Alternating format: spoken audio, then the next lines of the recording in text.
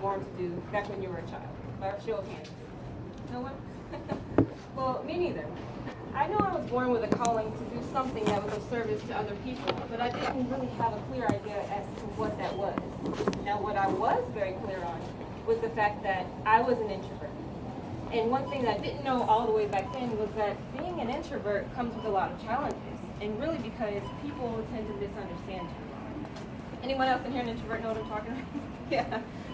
So, although now I consider being an introvert one of my most powerful assets, back then there was a time that I did believe that being an introvert was actually my greatest source of pain.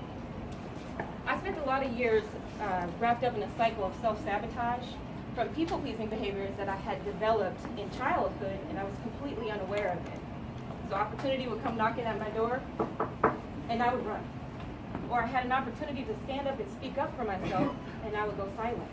I didn't vet people before calling them my friends, and I often wore a social mask because I didn't want to be seen for who I really was.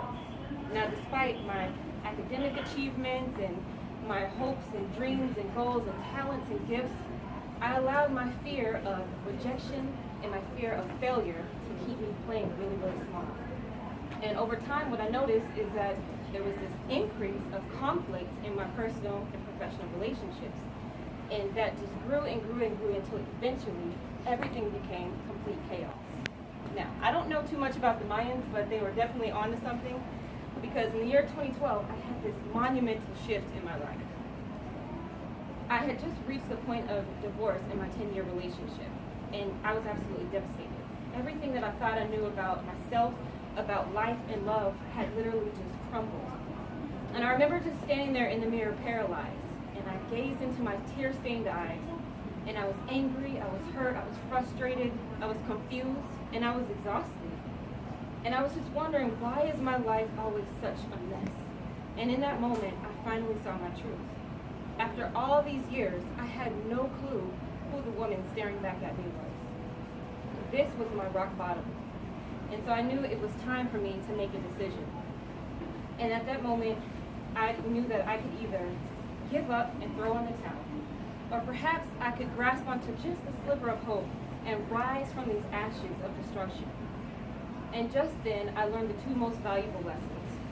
Number one, no one is coming to save you. No one has that power. Only you have that power. And the second lesson that I learned was that no matter what anyone does in your life, you get to choose how you show up. And so I made the choice that moment to turn my pain into purpose. And I did that by making 3 commitments to myself. The first commitment was to accept who I was fully and completely without the need to judge or change anything. The second commitment I made was to own my story, which meant going back and looking at all the different challenges and hardship that I had overcome and seeing it as on the way instead of being in the way. And the third commitment that I made to myself was a daily practice of holistic self-care, which meant committing small acts of service that would honor my being as a whole, body, mind, and spirit.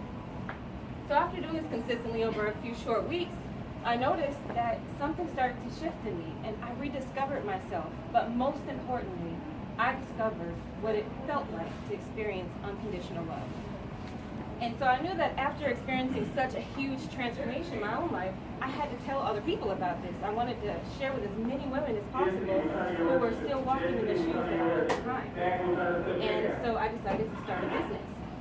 Now I create conscious online content as well as handmade holistic self-care products to support other women in their journey of self-discovery, self-expression, and self-love.